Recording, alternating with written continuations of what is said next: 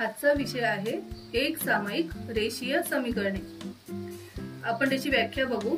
जेव्हा दोन चलातील दोन रेषीय समीकरणांचा आपण एकाच वेळी विचार करतो तेव्हा त्या समीकरणांना एक सामायिक समीकरणे असे म्हणतात। एक सामायिक समीकरणे म्हणजे बघा दोन चलातील दोन रेषीय समीकरणे म्हणजे कशी समीकरणे, तर आपण उदाहरणांमध्ये बघूया।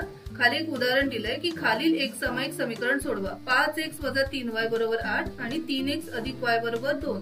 ती व्याख्या कशी आहे आपली, दोन चलातील दोन रेषीय समीकरणे। इथे बघा x आणि y दोन चल आहेत, पुढचं बघा x आणि y दोन चल आहेत, म्हणजे आपल्याकडे दोन रेषीय समीकरणे आहेत आणि दोघांमध्ये पण दोन दोन चल वापरलेली आहेत। आता ही आपल्याला सोडवायची आहे, तर ते सोडवण्याच्या दोन पद्धती आहेत। आपण दोन्ही पद्धती बघणार आहोत, त्यातली कोणतीही एक पद्धत घेऊन आपण नेहमी सोडवू शकतो। तर हे सोडवायचं म्हणजे काय करायचं, तर x बरोबर किती आणि y बरोबर किती ही उकल आपल्याला शोधून काढायची। तर त्यासाठी आपण दोन्ही समीकरणं लिहून घेतली। 5x + 3y = 8, 3x + y = 2। आता त्याला आपण नंबर दिले, हे पहिल्याला 1, दुसऱ्याला दुसरा नंबर दिला। आता आपण त्याचं निरीक्षण करू। आपल्याला x आणि y च्या किमती काढायच्या आहेत, तर आपण इथे बघूया। वरती -3y आहे आणि खाली +y आहे। जर इथे +3y असते तर काय झालं असतं, हे पद आपलं शून्य झालं असतं आणि आपल्याला x ची किंमत आपण सोडून काढली असती। मग नाहीये तिथे 3y, त्यामुळे आपण काय करूया, याला 3 ने गुणूया। म्हणून पुढे काय लिहिले आपण, ×3। तर 3 ने गुणल्यानंतर 3 × 3 = 9 x, 3y + 3y आणि 3 × 2 = 6 = 6। आता याला आपण काय करूया, तिसरा नंबर देऊया। आता आपल्याला सोडवायचं आहे गणित, तर पहिल्या नंबरचं समीकरण आणि तिसऱ्या नंबरचं समीकरण घेऊन आपण सोडवायचंय। आता इथे काय लिहिलंय की समीकरण 1 व 3 घेऊन बेरीज करू। आता बेरीजच का करायची, कारण आपण मगाशीच बघितलं की -3y आणि +3y हे दोन्ही काय होणार, जाऊ शकतात, शून्य होतील जर घेतले तर। जर आपण वजा घेतले, जर आपण इथे वजाबाकी केली तर -3y आणि +3y हे काय होतील, -6y होतील। आपल्याला पद शून्य करायचंय म्हणून आपण इथे बेरीज करतोय। आता हे लिहून घेतले एकाखाली एक। आपण बघतोय -3y + 3y काय झाले, गेले डायरेक्ट। मग इथे उरले काय, 9 आणि 5 14x बरोबर 8 आणि 6 किती झाले, 14। x बरोबर 14, हे इकडे 14 गुणिले आहेत, खाली आले 14 भागिले झाले, 14 × 1 = 14, 14 × 1 = 14, x बरोबर किती आले, 1। आता आपल्याला x मिळाला। ही x बरोबर 1 आहे, ती किंमत आपण समीकरण 2 मध्ये ठेवू।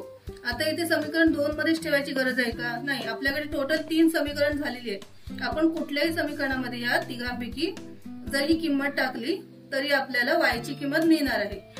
पण आपण निवडताना असं निवडायचं की जे थोडं सोपं असेल समीकरण ते निवडायचं, ठीक आहे। मग आता आपण 2 मध्ये टाकतोय। दुसरं समीकरण काय आपलं, 3x + y = 8 लिहून घेतलं, किंमत टाकली, 3 × 1 y तसाच 2 खाली आले, 3 × 1 = 3 y = 2। आता y ची काढायची किंमत, y बरोबर हे 2 आणि हे 3 इकडे अधिक आहे, इकडे जाऊन काय होणार, वजा। आता y बरोबर 2 - 3, y बरोबर -1, म्हणजे 3तून 2 गेले, राहिला 1 आणि 3चं चिन्ह वजा आहे, मोठ्या संख्येचं चिन्ह वजा आहे म्हणून इकडे वजा आला। आता आपल्याकडे दोन्ही पण किमती आपल्या आलेल्या आहेत, म्हणजे x बरोबर 1, y बरोबर -1।